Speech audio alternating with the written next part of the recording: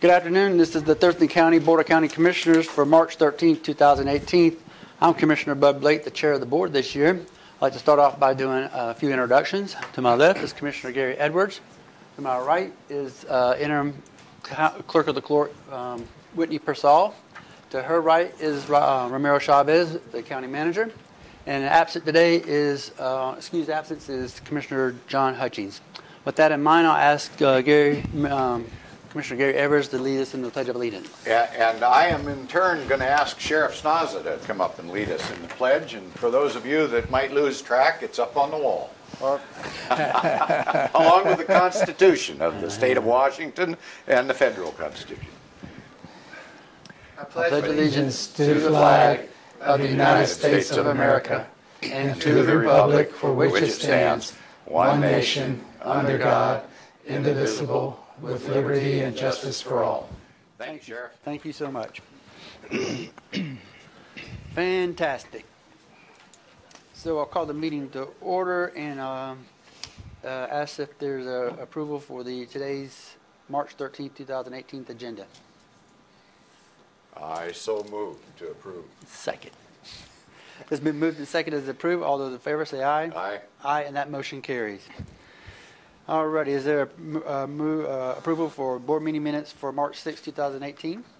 Yes, sir. I so move. It's been moved and seconded as stated. All those in favor say aye. Aye. Aye, and that motion carries as well. Well, we have two wonderful presentations today, and one of them is going to start off by honoring our military vets here that work for Thurston County. And I'm going to ask Mr. Wayne Jones to come to the podium to give a little bit of oversight of the program we have here in Thurston County, and then introduce those who are going to give us a particular gift of in recognition for those vets that serve here. So take it. Hi. Commissioners. Yeah. I'm Wayne Jones. I am Thurston County Human Resources. I am also the 2018 chair for our new Veterans Employee Resource Group. First thing I'd like to do is I'd like to introduce the other people that are on the steering committee. Amy Solis, who is the secretary. Where's Amy? No, Amy.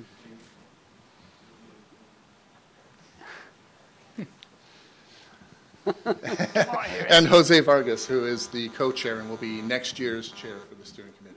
Yay. And he is, there he is. All right. So we're developing it. We've got our bylaws set. We've had our first few meetings. We're moving forward, and we will continue to work towards assisting and helping our veterans that are both employees of Thurston County, those who are seeking to become employees of Thurston County. So this is the VERG, yes. Is that right? Victor Echo Romeo Golf, right? That's the one. And so give us a little bit of background on what the VERG is or what it is not for the county. All right, it is an employee resource group, which means it's a voluntary group. We only have, as it stands right now, we have 3 people that have been elected into steering committee positions. Anybody in the county is able to be a member or participate in the VERG. The focus, though, is going to be for those who are veterans of the U.S. military and their family members. So we have already gone through and done a survey to find out what are our particular concerns or issues that veterans are dealing with that are employees of Thurston County, and we're working on different methods of hopefully reaching out and alleviating some of those, or at least providing some relief or some other support. Great. And how long has the VERG been in establishment here? We began work on it last year. We've started with a steering committee beginning and driving this effective January of this year. Fantastic. And what are some of the outcomes that the VERG produces for us here? Well, so far what we've got is we've got information from the veterans and veteran family members, as well as some other people from the county who have provided us what some of those issues are. We've also brought in people outside. We've had a person from WWGOD who came in and provided us some information, and I have other people lined up for our next meeting that we'll be having in May. We will have Patricia Conover from Boots to Shoes, which is a local nonprofit organization, will be coming in to speak about outreach and mentorship of transitioning veterans, as well as we'll be having a gentleman from the Lacey Veterans Hub coming in to talk about the resources and services they provide. Great. Any comments or questions about the VERG? No, not necessarily about the verb, but just about vets in general. I know that Commissioner Blake and myself were both vets. He's a long-time vet. I'm a short-time vet. So I got out of the Army 50 years ago. And I think you only got out about 5 years ago. So quite a difference, I guess. Anyway, we would not, what's that? You're the smarter one. Yeah, well, thank you, yeah. We wouldn't be here if it wasn't for vets. And when I say that, it's all about the freedom that we enjoy in the United States of America. And that is solely because of the vets that have served this country. And I just want to say thank you very much for your service, each and every one of you, and whatever you did. Because it doesn't matter if you worked on the front line in some kind of an infantry operation, or you were in the motor pool or the cook, it does not matter. Every one of those positions are instrumental to the success of our military. So just thank you all very much for your service. And I'm glad to be able to recognize you folks. So you have guests, right? Yes. And before you do, and I would just want to do one little thing and ask the cameras to focus on the crowd. So for those who are sitting in the crowd, just by raising your right hand, it's not an oath not an oath again, so don't worry about that. Just those who are in the Army, the greatest part of the military, raise your hand. There you go. Okay. Those in the Air Force, raise your hand. There we go. We got a good handful there. Navy, if you're in the house, there you go. Oh, both of them. Wow. And some of them are double dipping here. Yeah. Yep. We had Air Force. We don't want to forget them, but that's Air nice. Force, Where's the Air yeah. Force at? Where's Aaron? Yep. Oh my God, Aaron's getting out of this. Okay. Oh, Mark, you in Air Force? No, I was scratching myself. Oh, you better not be. Coast Guard. We got to have a Coast Guard. Where you at? There he you is. go. I knew he was out there. Thank you so much. You got any Marines out there? Oh, Marines. Yeah. I had to say it or they would have. I hope my Marine friends wouldn't have let that slide. Yeah. Thank you so much. Wayne, go ahead. All right. So I'd like to introduce Mike Hester from the Employment Security Department. Yeah. And he is awarding the YesVets for 2018. You bet. Mike, step up to the podium. Good afternoon, and thank you for allowing us to come back for the third year in a row. Yeah. The Thurston County Commissioner's Office has participated in the YesVets program for the last 3 years. As of this year, you guys have hired at least 7 vets. All right, in years past, I don't know the exact numbers, but if I went back to my office, I could tell you. But the program itself was developed in February of 2016, and it's to honor employers that hire veterans. And again, this is the third year that we've been able to come in and and present you guys with the decal and sticker. You bet. So with that being said, Oh, I see. Does the gentleman behind you have any words to say? yes, Yeah, sure. this is my administrator. So my name's Norton Sweet. I'm the Norton. Worksource Administrator for Thurston, Pacific, Grace Harbor, Lewis, and Mason counties. And Michael is very essential to making this happen for this award this time around. But we look at all 5 counties when we're making that determination. And so you should feel very proud of the fact that it's coming to this direction. As you know, a lot of the veterans that come out of Joint Base Lewis McChord aren't from around here, but they're choosing to live here based on the fact of how great it is. And it's mostly Air Force. But, it's really an honor to be able to speak to them and the great work that they do. And, anything that we can do to bring the veterans here to live in our community and support our economy, I think is the right thing. And as you can tell, we have some very distinguished people that are in very good positions, and they're veterans.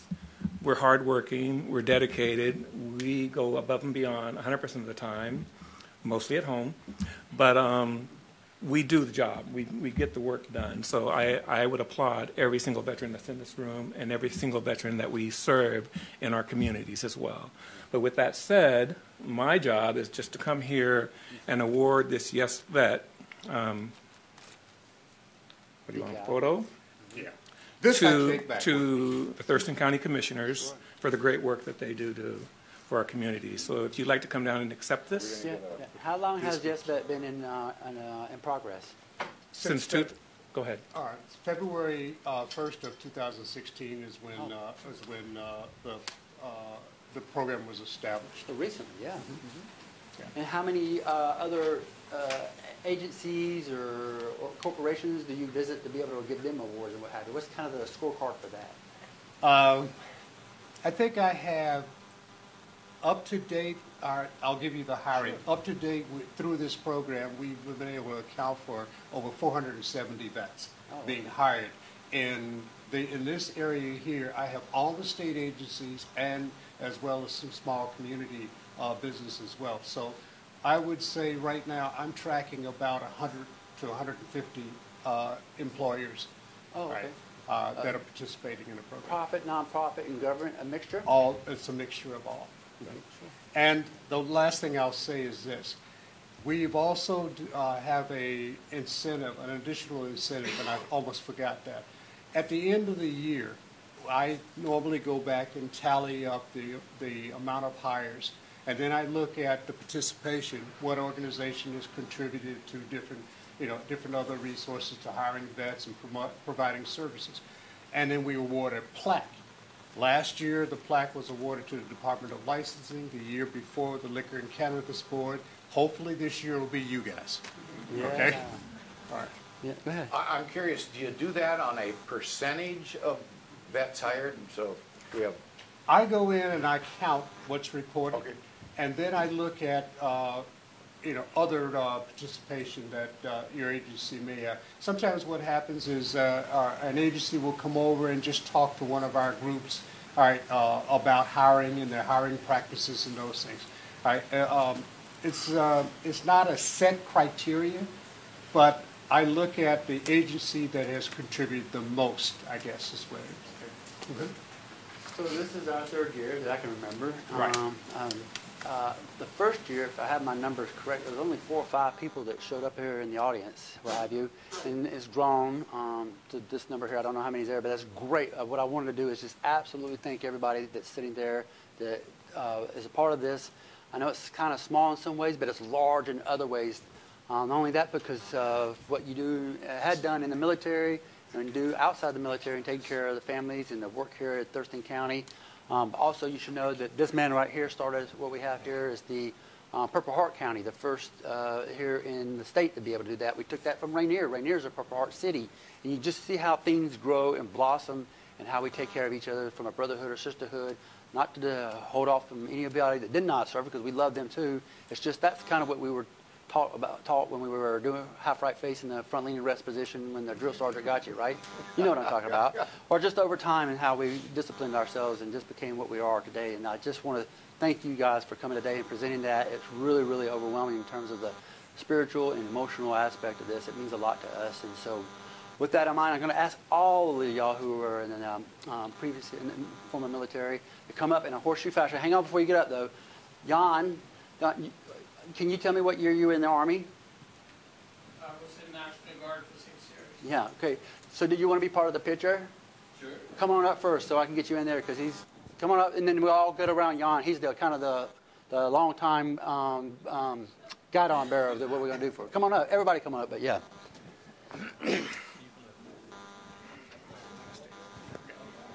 I'll give him the plaque. Yeah.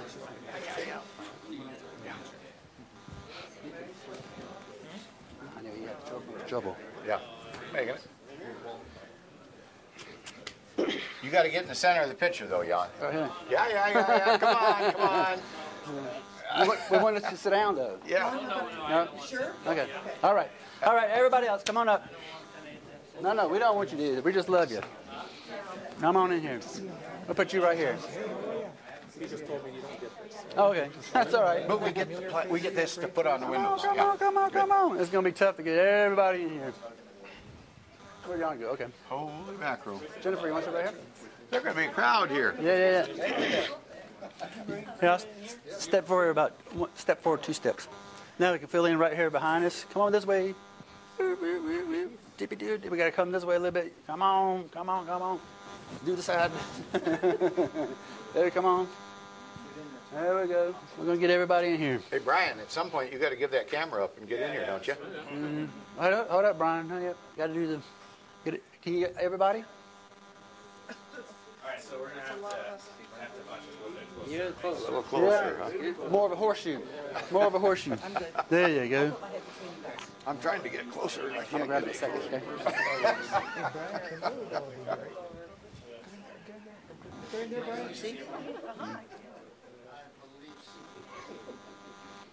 You want to do this?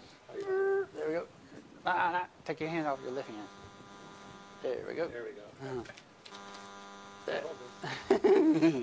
There we go. That's how the Army, Navy, or Air Force works, right? You got everybody? Thank you. Yay! Jumping Jacks, you ready? Okay. Thank you so much, Michael. You bet. That's good to see you. That's good to do. All right, all right. Who will LT? Yeah. Thank you, Wayne. Thanks, Wayne. Thank you. The stickers in here is stickers. Good job. Oh, okay. 4 different buildings for veterans for 2008. There's also additional stickers, 7 more for 2007. Oh, my word, am I? Thank you. All right.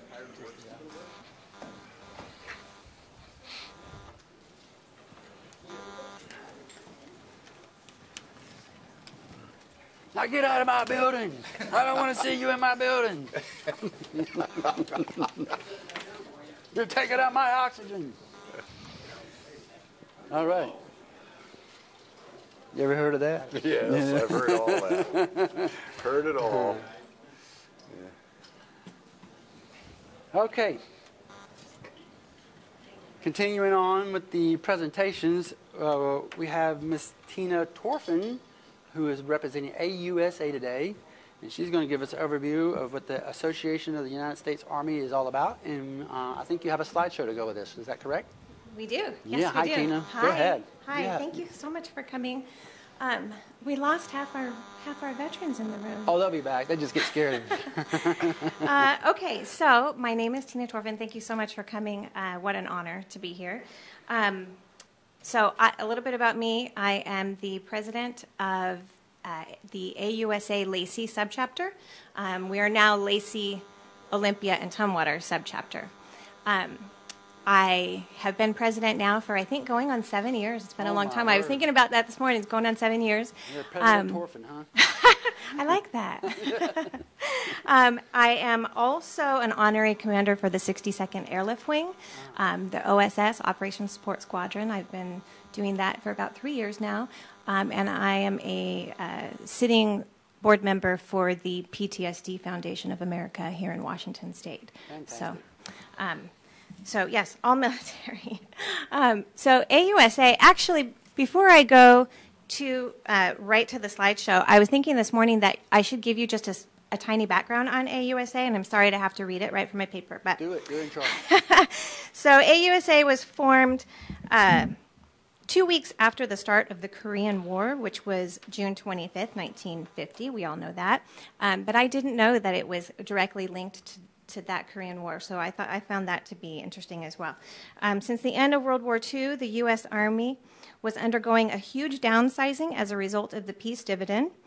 We were very unprepared for that Korean War, as you know, suffering staggering losses in our initial engagements from July to September in 1950, and so the decision was made in 1956 to prohibit active duty soldiers from having any leadership role in AUSA was driven by the fact that AUSA was arguing for increased funding for the Army. That was at odds with the executive branch at that time.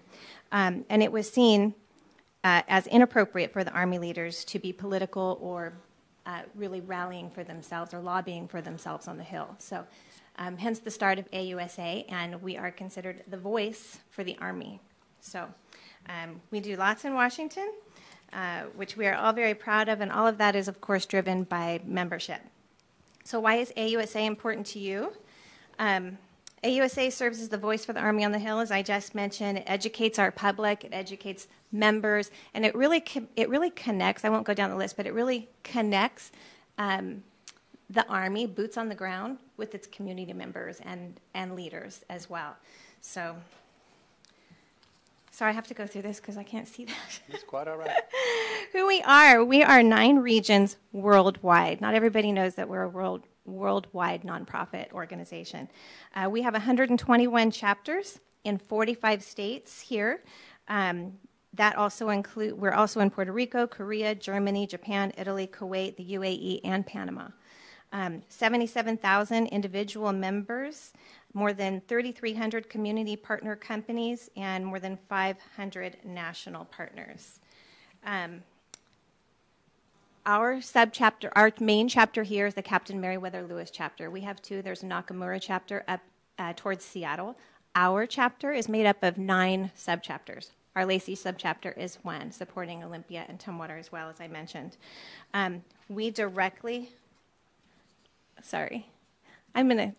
We directly support our 1st Brigade, which is the largest brigade on post, as well as the 17th Field Artillery Brigade on post.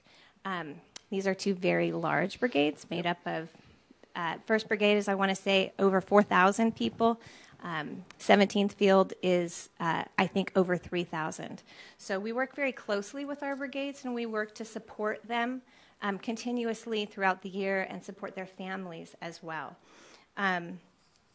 So our goals are obviously to educate our communities, to educate our government, to get everybody working cohesively, to introduce our community to our military that's here, especially here in the Pacific Northwest, where we have such a great relationship with Joint Base Lewis McChord and Camp Murray. So our goal is to support them and to help our community support them as well. Lots of people want to get involved, and they just don't know how. So what do we do at a chapter level? We do soldier programs, Suits for Service Members, which is an amazing program. Suits for Service Members will allow service members that are getting out of the military, may not have the funds at the moment, they're going in for an interview, they can go in, male or female, and grab a business suit, dress, accessories to go out and handle those interviews, which is amazing. We do deploying unit support, community events, community partnership involvement, which I've spoke to just a little bit, family readiness. We support family readiness, which is hugely important on post. We currently have 1st Brigade out at NTC, and they're out for several months. And so what do we have left here? We have lots of families. NTC stands for? So NTC is... National... Yes, sorry. Mm-hmm. That's where they're training, basically. Right. So. Okay. So our community partner involvement, family readiness, we have scholarships for NCOs, non-commissioned officers, and our lower enlisted as well. We do chapter newsletters, and of course we're getting into our social media connections as well. What we do at a subchapter level. This is my favorite slide. This is what I love to talk about. So what we do at a subchapter level, obviously our unit partnership with our 2 units, the 1st Stryker Brigade and the 17th Field Artillery Brigade. We do deployment support, again, family readiness, soldier programs. We enhance the community partner relationships. That's a huge goal of ours. We are probably one of the most active subchapters of our 9 subchapters. We do a lot of events. All of the cities' subchapters are amazing and do great support for JBLM as well. Us personally, here in our community, we have our annual Family Fun Day, which is about 5,000 to 7,000 people strong. This will be our 3rd annual event. It's held at the Rack in Lacey. The only place we could find that has such a space for that crowd. It is entirely free. Oh. So we feed 7,000 people for nothing. We have we get between 60 and 70 supporters, business and community supporters, to come down. We have games, bounce houses, face painting, music, you name it. It's amazing. We get support from the fire department, the police department, and the businesses. Just we couldn't do it without them, or the cities. All 3 cities that get involved. Our hands-on museum event, that actually is coming up here end of April, and we do that to support mostly the families that are still here trying to get by while their spouse and loved ones are out at training or on deployment or those kind of things. And so we open up the Children's Hands-On Museum for them. We feed them music, again, games, giveaways. It's amazing, and it's a nice breakaway for those families. Unit and Family Support, our annual Trunk or Treat, which is one of our favorite events. It's a smaller one. We do that on post. And that is for 1st Brigade, and they do it every year. They bring all the families down, and I'm telling you, we cannot get enough candy and little toys, knickknacks to give away. We're looking at 14,000 pieces, and it's still not enough, and it's all donated from these communities. It's amazing. Our annual poker night. We're looking at our 3rd annual poker night, and we bring folks in, probably 20 or 30 people. They're hosted. Hawkesbury Casino will host us for free, and all of the proceeds, they play for prizes. All of the proceeds go right into brigade support, leadership training, those kind of things. We have our ham grenade and turkey drop.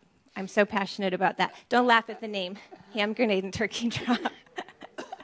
So ham grenade and turkey drop, we're raising. It's not just us. This is a chapter, main chapter, wide fundraiser. But we provide basically turkeys at Thanksgiving and hams at Christmas for all of the lower enlisted families on post. So they have to be married with children, E4 or below, and anybody who's in need receives. So it's pretty fantastic. We start fundraising for that all year long. I want to say we helped out 1,400 families this last holiday season. So, and that was for each holiday. So it's pretty fantastic. And then we get to go on post and deliver them to the different brigades. It's quite a connection. So, and you would be surprised what a ham or a turkey means to a young service member family that's, just trying to get by. Yeah. So that's one of my favorites. And then another one of my favorites is our annual Freedom Ride. We've been doing the Freedom Ride here at Northwest Harley-Davidson supports us. We've been doing that ride for, I think it's 8 years. This will be our 9th year. We do it every November. And 100% of the money that we raise, not just the proceeds, goes right into ham grenade and turkey drop. So we're able to donate several $1,000s to that base just off that one event. It's pretty amazing. Everything, again, is donated for that. And then, of course, we, this year, are working with our command teams to bring in some high-level speakers and educators to come on post, and talk to them about transition into civilian life, encouragement, motivation, those kind of things. So we're working on that. It hasn't happened yet. We are in talks, and we're looking to make that happen this August. We're very excited about it.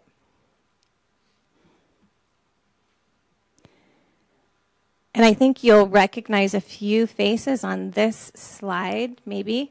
But this is just a few of the pictures. Walmart donated $2,500 in that top picture, and just a few pictures of the community involvement, boots on the ground. Towards the bottom, there's a room full of supplies, food, all kinds of anything they could need, and we sent that over to the Middle East during deployment last year. So, and that is what I have for you. Yeah. Any questions for me? Yeah, I was going to say, do you have any questions or comments? No, I'm tickled to death to have you here, though. Thank you very much. Thank you for having me. Thank you.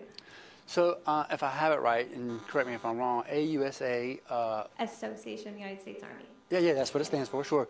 But for people who are not familiar with it, correct me if I'm wrong, but when I was in uniform, I could not go and do anything political in rallies or whatever. But yeah, I might have an inkling to do that. So what I do is through AUSA, a representative of some sort, you represent that voice or voices of those who... Voices. Yeah. Yes, And so that's kind of one of the things I got out of it in terms of AUSA and how you give back to the community, not only on post and off post. Yes. But I'll tell you, the Suits for Soldiers is absolutely wonderful.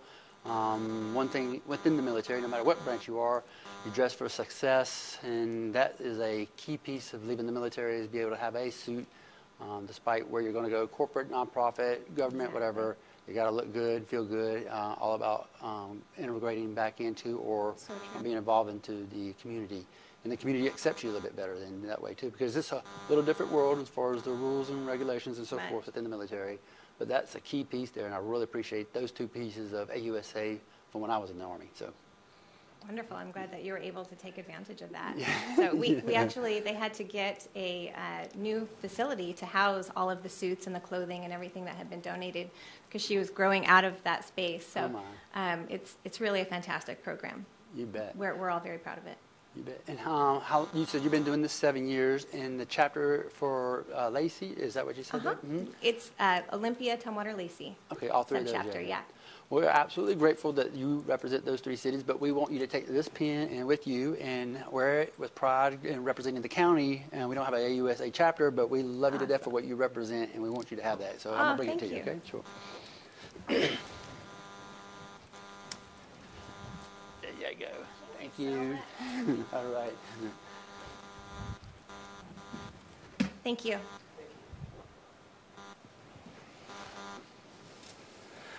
Okay, that completes our presentation portion of the agenda. So we're going to move right into the next section, which is the opportunity for the public to address the board.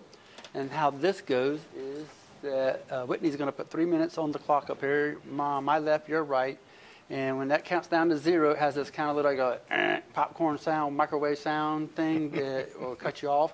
However, if you're midstream of your thoughts or you're trying to gather things up at the end there, I'll let you do that, but I'll ask you to kind of finish up. It's first come, first served for those who sign in on this sheet.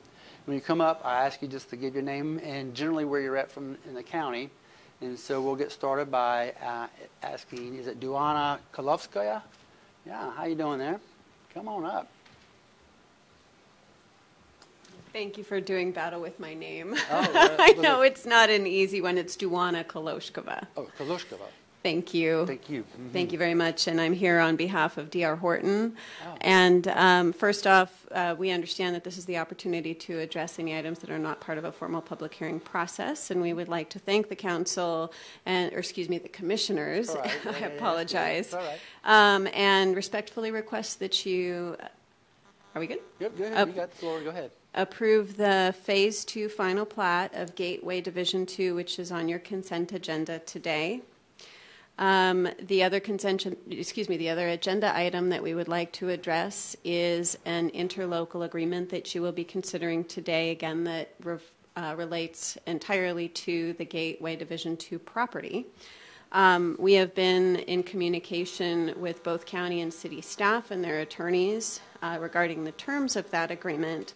And I hope at this point they understand what our concerns and interests are related to that and how we believe those terms should be both processed and administered under the eyes of all of the applicable laws, recognizing I'm a lawyer and that's my perspective in terms of the way that I look at the lens that I look through these agreements with. We have been anticipating that discussion will be moving forward to the Boundary Review Board.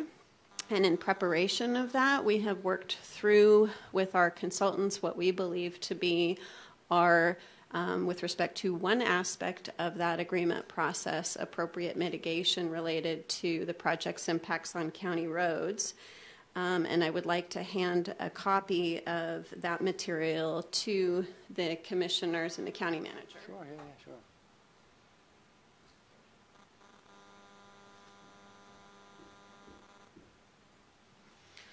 Although we believe more discussion is needed, we also do not wish to impact the final plat of our Phase 2 for Division 2, and we appreciate very much that moving forward today, as we believe that can be approved today, and we can still continue to discuss D.R. Horton's interests in the greater annexation process.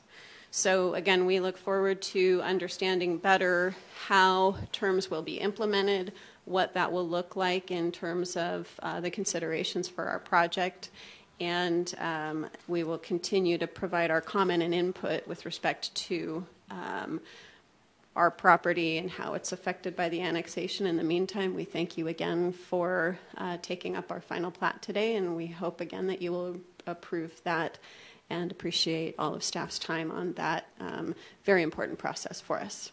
Thank you. Yep, thank you for your words. All righty, is there a Dr. Horton? Is that the same? You're not Dr. Horton, is it? It's D.R. Horton. D.R. Oh, I get it. Doggone, it's the way it's written. I'm sorry. Okay, now I'm straight. So the next person I have is Ken Hall. Dr. Horton. Hello, Ken. How you doing there? Good, how are you? Come on up to the podium. Olympia Downtown Association. Okay, good for you. So I remember you from there. Oh, good. Y'all do great stuff. I'm former board member of Interfaith Works, and I'm also I a do deacon at remember First you. Christian. Yeah, we had breakfast together. And I live I'm Thurston County. I live out northeast. And I'm just here to give you a little update about medical acuity, which is kind of a weird term. It means people that are how sick you really are. And I do a lot of work on the streets. I'm an outreach advocate for Sidewalk, and I also volunteer at community court. I work with Judge Elf, with folks who are trying to get alternative justice going for themselves. A lot of the folks that I'm working with right now have greater needs than I ever had before. I used to be a former Army social worker myself. I worked in domestic violence and child abuse and family advocacy, so I didn't get to see the nice side of things. I got to see the domestic violence. I got to see the child abuse. I got to see when things didn't go well. And I'm watching that happen again, and things aren't going well for folks. I'm seeing a lot of what they call acuity on the streets. The shelter is not a skilled nursing facility. People are falling off cliffs because if they have a drug and alcohol background, you can't place them in a skilled nursing facility. I have people in different hospitals right now with frostbite, cellulitis, MRSA, all these different things. There's no place to put them. There's no intermittent place to put these folks. I just came from a well-heeled family, former state worker, has lots of support. They had a discharge from stage 4 cancer, abdominal cancer, this weekend, or Friday actually, and hospice still hasn't gotten there. And this family's panicking because they're supposed to be doing suppositories and things like that at home. They're supposed to be providing medical care at home, and they still haven't gotten the nurse there yet. And this is the good side. These are the people that have everything. Those of you who have done medical care at home, those of you who have sick people at home, know how difficult that can be. Imagine needing suppositories and being constipated for 4 days with cancer, cellulitis, other major medical problems. I have somebody with frostbite right now in Capitol that they wanted to discharge. Both feet, repeated exposure, and they think that the discharge to a shelter is an appropriate medical placement. There's no place to put these people. There's no adult family homes that want them. They are difficult to work with. Extremely difficult to work with. They don't necessarily want the help. People think that's just fine for them. The incapacity of bad decision making is on a spectrum. Eventually you get to a point in bad decision making where you can't even make bad decisions anymore for yourself. It gets that bad.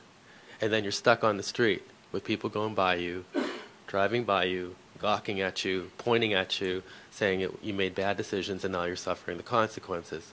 While those of us who are moved, who've had professional backgrounds, are powerless to try to work with these folks, to try to get them the medical care that they need.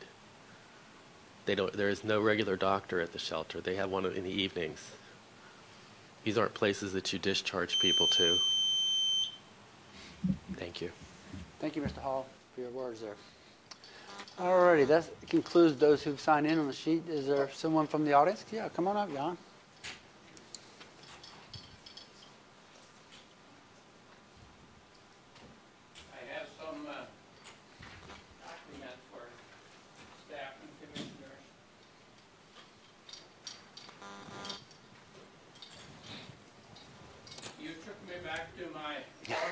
When they ask for volunteers. Yeah. And they point you, and you. Yeah. And you got selected. Yeah. You were lucky. Well, first I want to say I had the privilege yesterday of meeting with some of your staff and talking about one of my concerns was Chapter 24.50 and the paragraph 1 that are shown on the memo to you. It grants everybody 5,000 square feet of a developable area of their lot. And if they don't have 5,000, they may extend into the set-aside area. And then it says that the county has the authority to go into that area and take a portion of that area to make up the 5,000. I referred to that in the past, and I have said that that didn't make it into the codes. Well, I was wrong. It did make it into the codes, but it made it into the codes at not 5,000, but at 3,500. So it was lessened, and that makes the problem even worse. Now, you recently overruled the hearing examiners on the Gritton appeal. The Grittons had worked for a long period of time, several designs, and they had gotten their development envelope down to $13,500. And you approved that. Now, what I want to do is to ask you to go to the very last sheet. That's my sketch showing that if you were to build a house, a shop, two-car garage, and a barn, if you're going to live in a 1 in 5 acre area, designated area like Rochester, then you would, drawing a perimeter about 10 feet around the house and the developed areas, you would come up with approximately 15,000 square feet that you need to accomplish that.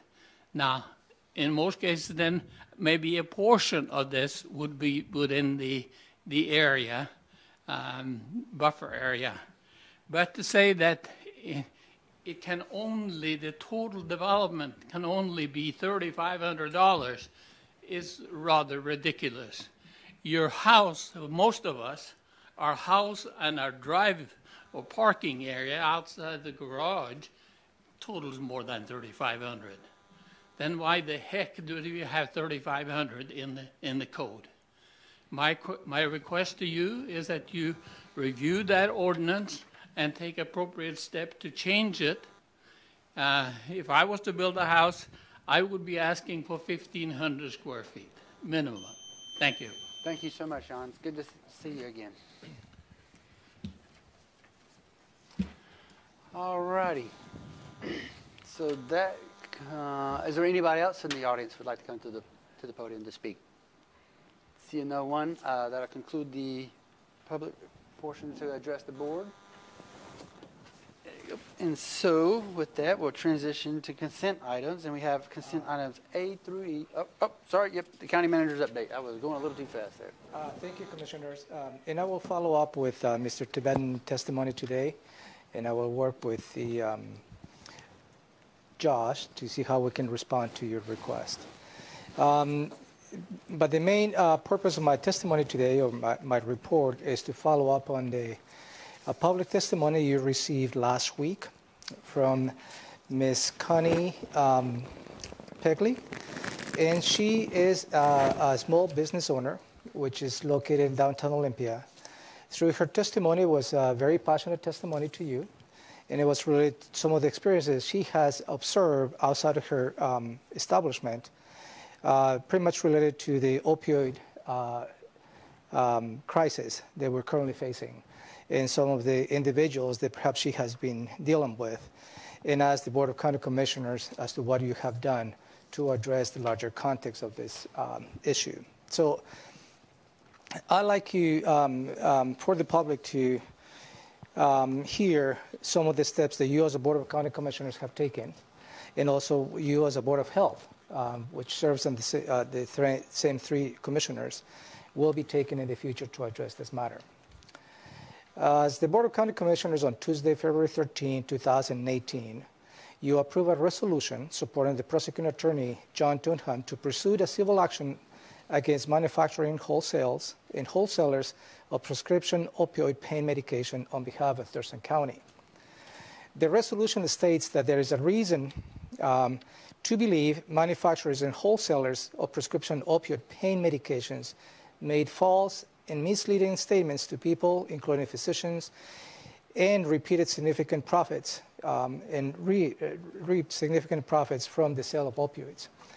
That, I believe, that is a fundamental step as to how we need to address in the larger context what is going on, not just in Thurston County, perhaps in the state and across the nation. You also, as a Board of Health, you have been working with your health officer to declare the opioid addiction a notifiable condition. What is that going to do? That is going to give access to data related to those individuals who have been diagnosed with this particular condition. Also, you will be exploring the possibility as the Board of Health to pass a resolution declaring the opioid as a crisis here in Thurston County. A little bit of what I have read in the latest issue of the Time magazine. That was probably 2 weeks ago. There was an issue dedicated only to the opioid crisis across the nation. And I have to tell you, reading those stories is such a heartbreaking. It's so heartbreaking to see what the crisis is across the nation. And also within the whole report, it requires a consolidated effort just to start making some attempts to deal with this issue. So it's not just a local issue. It's not just a state's issue. It's a nationwide issue.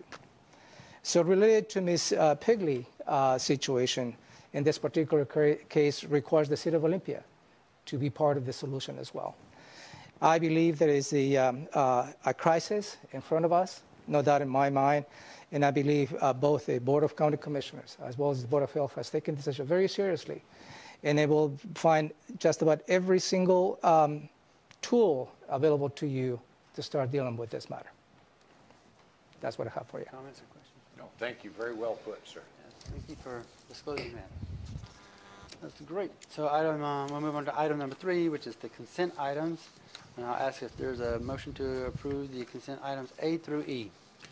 I would move that we approve consent items A through E, sir. Second, it's been moved and second stated. All those in favor say aye. Aye. Aye, and that motion carries. So that's going to take us right into what we call the department items. And I have item number 4, which is the Auditor's Office. And we have, is it going to be the Auditor Mary Hall coming to the podium? Yes, it is. Okay, she's going to talk a little bit about a public hearing that she wants to set a date for April 10th, 2018, and concerning the precinct boundary changes.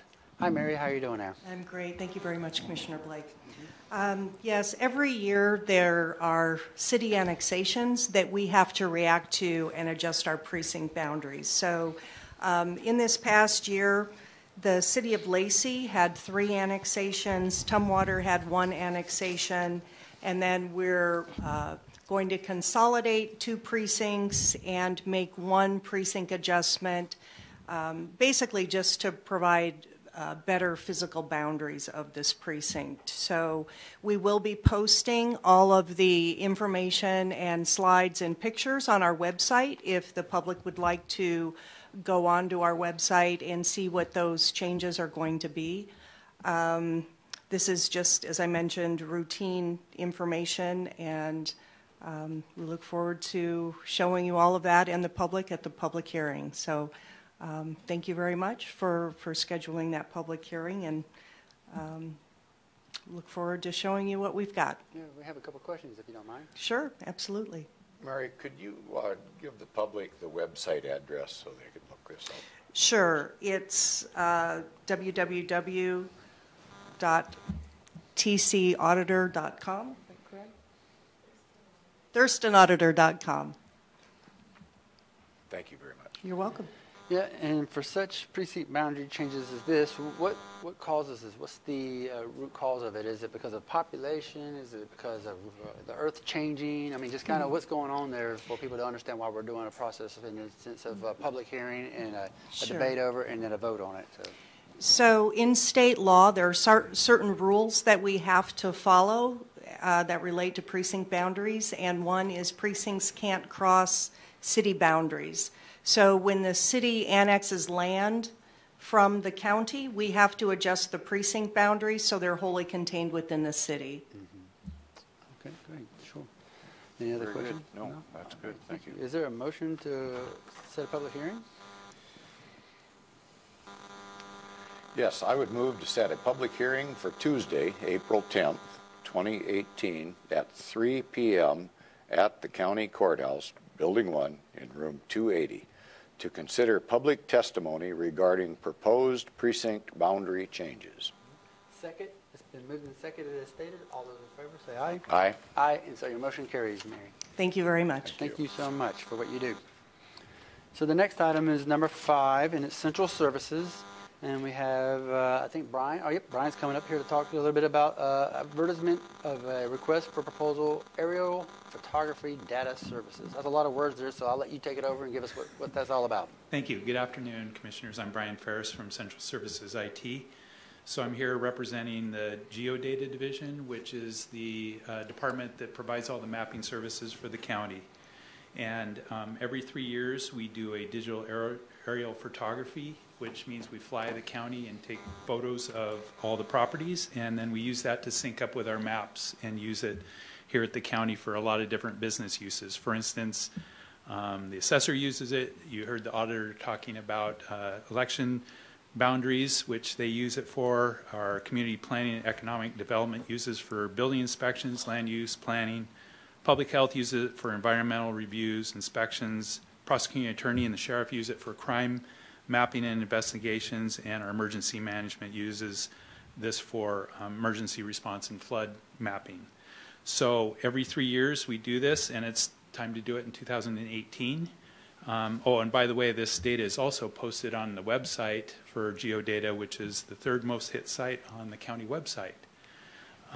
So we will be asking to release an RFP for the imagery in March. We'll be selecting a vendor, hopefully sometime in the April timeframe. We plan to fly the county in the optimal time in July. We would be expecting to get the data later on this year and then posting it. We expect the bids to be between $100,000 and $110,000. So that's what we're here to ask for today. Okay, great. Any questions of And Bryan? this information is all available to the public. It is. Right? Could you give the web address that the public might look at if they were interested? You bet. It's www.geodata.org, O-R-G. Okay, thank you. No questions from here. Is there a motion to approve? I would move to approve advertisement of a request for proposal, RFP, for aerial photography data services and authorize the Central Services Director to select a vendor and to negotiate and award a contract not to exceed $110,000. Second. It's been moved and seconded as stated. All those in favor say aye. Aye. Aye, and so your motion carries. Thank you. So next I have 5B, which is the lease extension amendment to the Whitlock Limited Partner for the Auditor's Office Extension Division. Well, that's all great. I have the great specialists that are able to talk to us a little bit about it, Michael Crow, and tell us what the Whitlock Limited Partnership is all about. Okay, good afternoon, Commissioners. We're here asking for a 2-year extension to the lease for the Auditor's Office Election Division, located at 2905 29th Avenue Southwest in Tumwater with Whitlock Limited Partnership. The term is from April 1st, 2018 to March 31st, 2020. The annual rent would be $87,318, which is $7,276 per month. There was no increase in the rent in this go-round, and the costs are included in the auditor's budgeted rates. Central Service has been working with the Elections Division to move this request forward, and the facility meets their needs and remains the best option given the lack of available viable county space. Any questions? No, but I would point out that I believe this is a square footage market rate. That's a good rate. $5.04. And I would say that anyone that is interested in the auditor's activity that takes place there, I have been over and sat through several election cycles, and boy, they have a top-notch operation going on there that should make all the voters feel very safe and secure that their vote is being properly tallied over there. So I'm good with it. Yeah, good deal. Okay, is there a motion for this to approve a 2-year lease? Yes, I would move to approve the 2-year lease extension amendment with Whitlock Limited Partnership for the Auditor's Office, Elections Division, in the amount of $87,312 annually for the period April 1st, 2018 to March 31st, 2020, and authorize the Central Services Director to sign the amendment. It's been It's been moved and seconded as stated. All those in favor say aye. Aye. Aye, and that motion carries. Thank you, Mr. Crowe. Thank you. So next we have item C, which is the bid award for project 25545. And Mr. Martin Casey, who's Director of Central Services, is going to give us a staffing brief on it. Thank you, Commissioners. This project is to complete improvements to the heating, ventilation, and air conditioning systems at the Tilley Road campus that houses our critical public works and emergency management functions. We will be making improvements to address noise and temperature issues that have been reported over the last several years of operation. These issues have been disruptive to the work environment for some of the employees and have affected the efficiency of the HVAC systems. The planned improvements and adjustments to the control systems will reduce noise and improve functioning and efficiency of our HVAC systems. In addition, roughly 30 air intake control screens that were installed at construction several years ago have been found to allow significant access to flying insects, which are unfortunately quite abundant in the surrounding farmland. Yeah. This creates both health and sanitation risks for the employees and can affect equipment operations, so we will be replacing those screens with a finer mesh. After soliciting for firms off of the Small Works roster, we did receive 2 proposals, and the apparent low bidder is Capital Heating and Cooling out of Lacey, Washington. So we are seeking your approval today to award a contract in the amount of $53,101.91 to Capital Heating and Cooling, and the project is being fully funded through our existing building reserves for the Tilley campus. Yeah, fantastic. Any questions for Martin? No. All right, is there a motion for this? Yes, I would move to award a bid in the amount of $53,101.91, including Washington State sales tax and a 10% contingency for the Tilley Road HVAC improvements and Tilley campus dampener control. Project number 25545. To Capital Heating and Cooling of Lacey, Washington, and authorize the Central Services Director to sign the contract and any change orders for the project due to unforeseen conditions only, not for changes in scope that do not exceed 10% contingency. Second. It's been moved and seconded as stated. All those in favor say aye. Aye. Aye, and so your motion carries, Martin. Thank you very much, Thurston. Thank you so much. So next is item number 6, which is the Public Health and Social Services. We have Mr. Gary Aiden, who's going to set a public hearing on the fiscal year 2016 HUD HUD Housing Urban Development Annual Action Plan. Yes, sir. Thank Gary, you. take it away. Thank you. When our federal HUD money, we change a project or we change the dollars awarded to a project, HUD requires that we have a public hearing to address that change and take any citizen comments. In this case, our 2016 annual plan had a project in the city of Tenino that was to rehab single-family houses.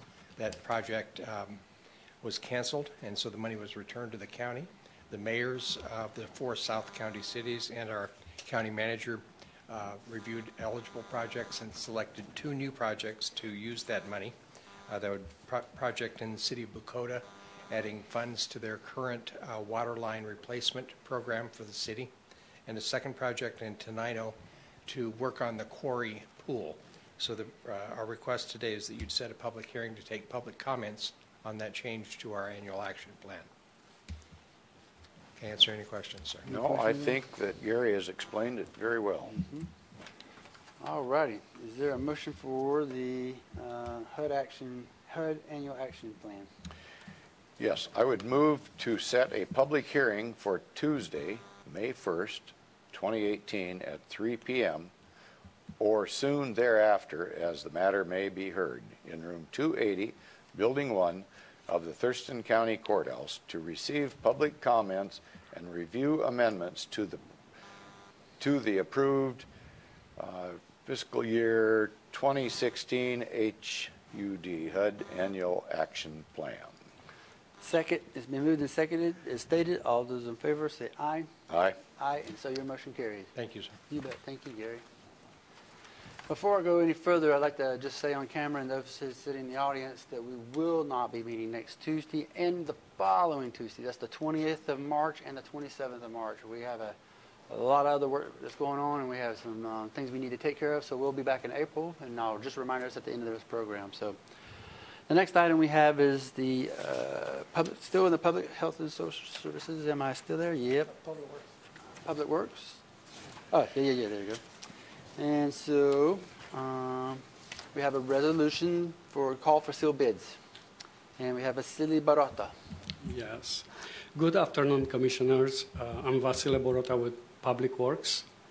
Public Works is requesting permission from the Board of County Commissioners to advertise a call for sealed bids for a contract for the 2018 countywide restoration and resurfacing project.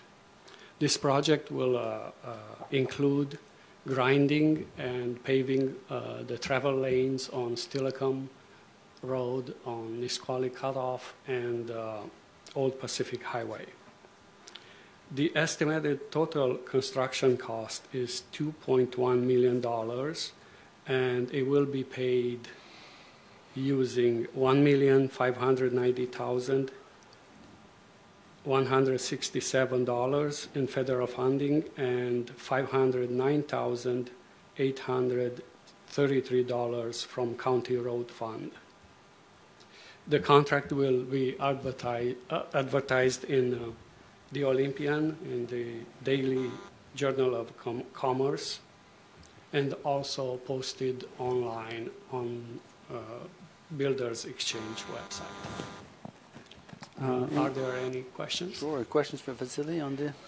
No particular questions, but I would point out to the public that wouldn't know this, that this is quite a complicated issue, and it was thoroughly discussed at work sessions, so that's why we're probably not asking questions at this time. Mm-hmm. No, I'm good to go. Yep. So is there a motion to approve?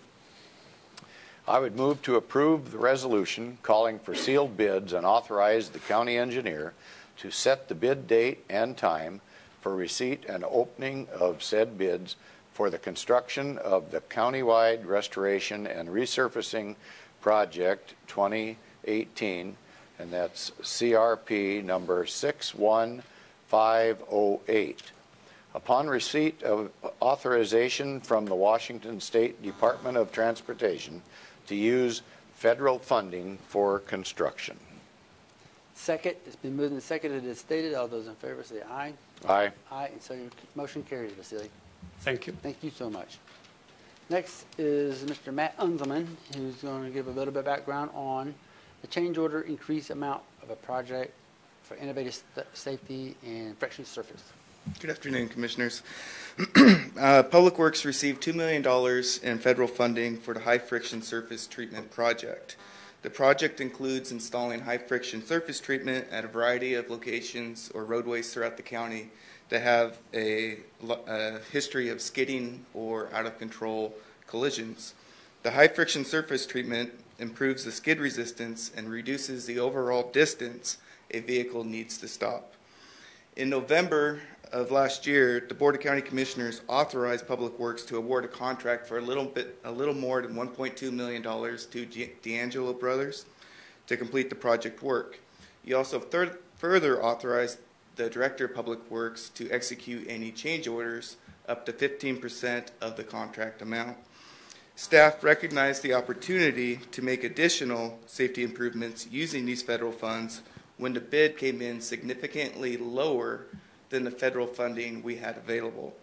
Staff requested permission from the Washington State Transportation to increase the amount of work due to the lower than expected bids.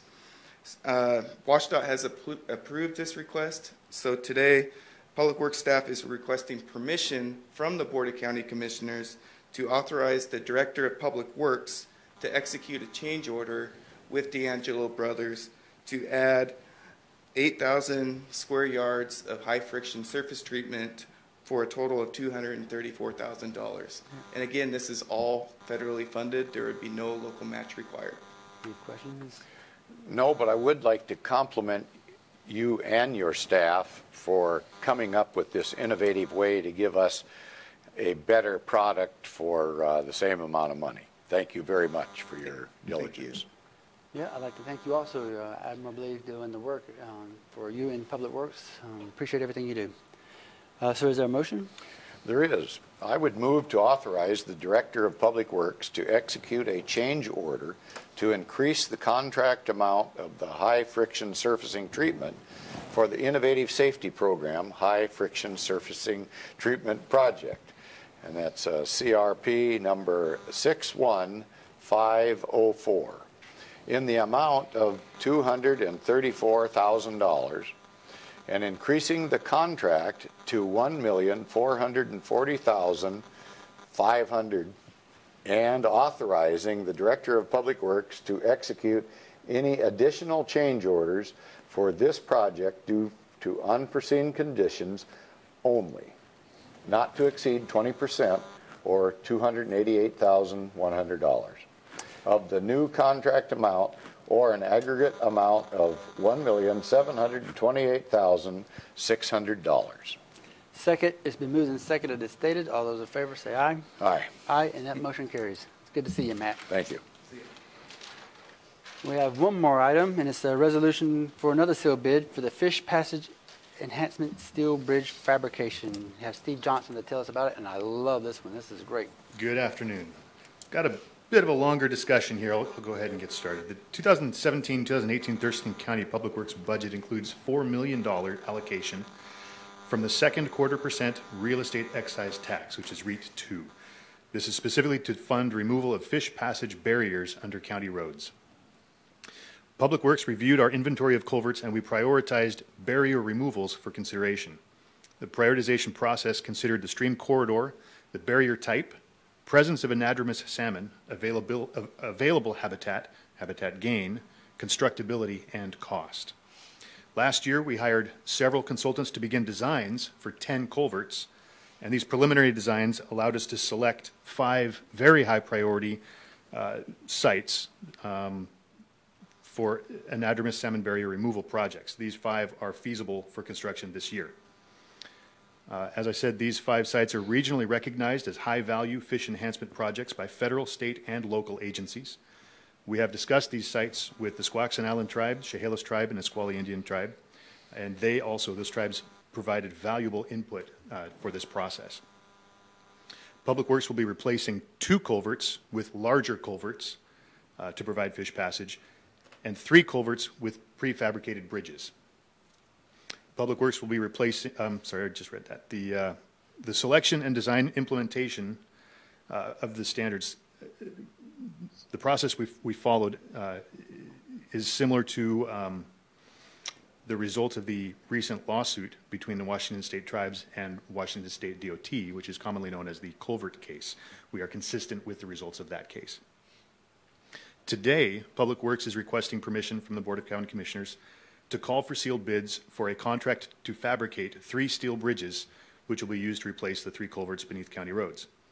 These 3 culverts are currently barriers to anadromous salmon, and by removing the culverts, the salmon will have access to over 6 miles of high-quality habitat that is now inaccessible.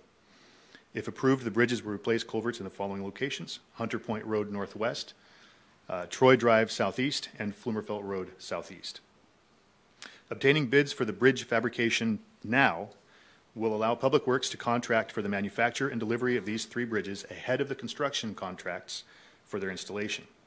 This will save at least 3 months of lead time, allowing for a much more streamlined construction schedule. This is a similar strategy as we used on our Beaver Creek project last year. The estimated costs to manufacture and deliver these bridges is approximately $375,000, and that will be paid through the REIT funds that are allocated for the Fish Passage Enhancement Program. This project is in the current 2018 Public Works budget, Transportation Improvement Plan, and is consistent with the county's current strategic plan, meeting the external goal of environment and sustainable resources. Do you have any questions? Could you explain just a little bit about how much time this prefab process is going to be less inconvenient to the motoring public in those particular areas? Sure. Are you asking specifically about the construction process? Yeah, I using mean, prefab? it's just going to be faster than digging everything Yes. up. And now, we'll still have to dig everything Yes, up to do but the you'll bridge, put yes. something in place. However, these bridges are pre-manufactured, meaning they're delivered on site in pieces, and they'll build them on site much quicker than a poured-in-place concrete-style bridge. So it will save quite a bit of time in the inconvenience. We'll have one lane of traffic open for construction. There is one site that we will probably request closure of the site. That's a different topic, and I'll come back at a different time for that. But for these three, they'll be installed with one lane open so traffic can continue throughout the construction process. Okay, thank you. So yeah, Steve, there's funding for, I think, I'll just pick number 10, something like that, right? Yeah. Where are we at as far as the lineup of getting to the total number? What these three represent?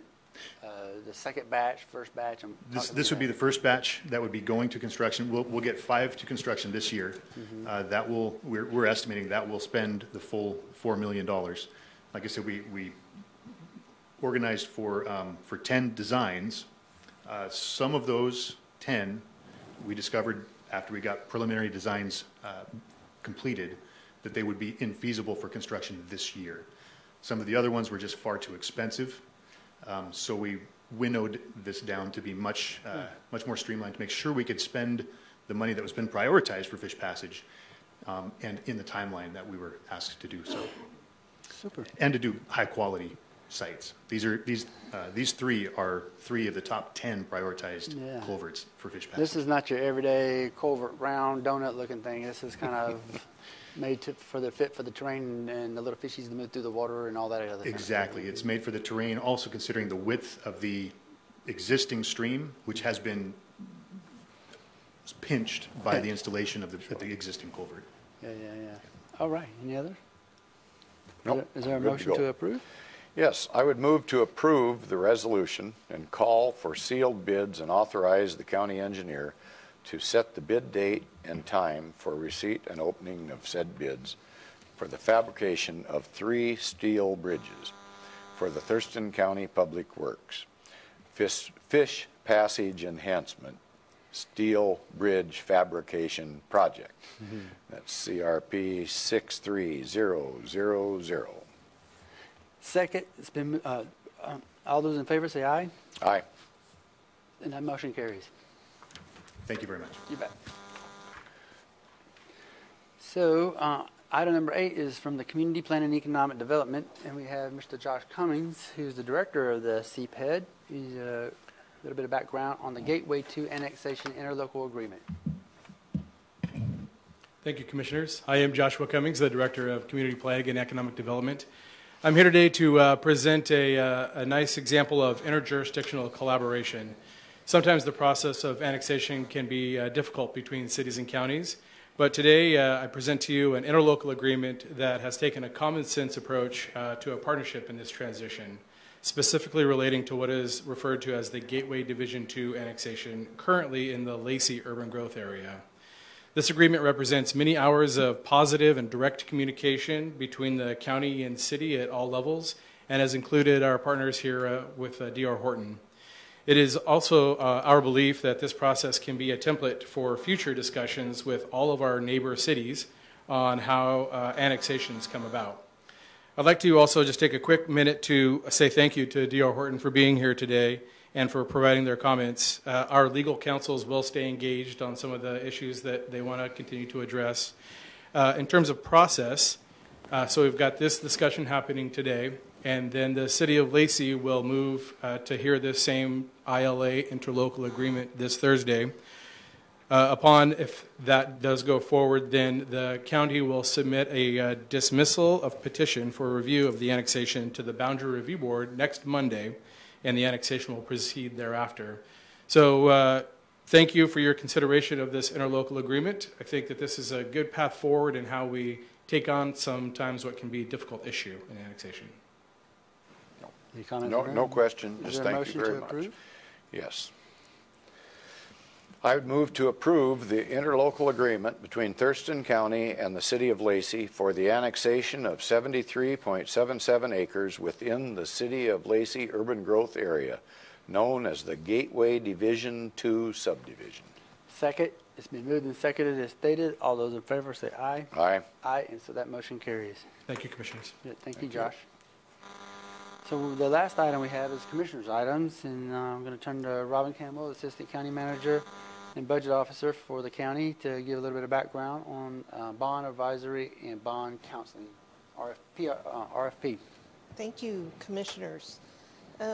From time to time, the county will issue bonds to raise money to build capital construction projects. And the county has a debt policy that's established by the Finance Committee, Thurston County's Finance Committee. It's a committee that's established in state law, and the Finance Committee establishes the county's debt policy. Part of the debt policy requires the county to obtain the services of a financial advisor and bond counsel who advises us when we issue bonds, or also known as debt. In the last 8 years that I've been with the county, we've been working quite well with two organizations that not only advise the county when we issue bonds for capital construction, but they also assist the county with debt payments and how to structure our debt.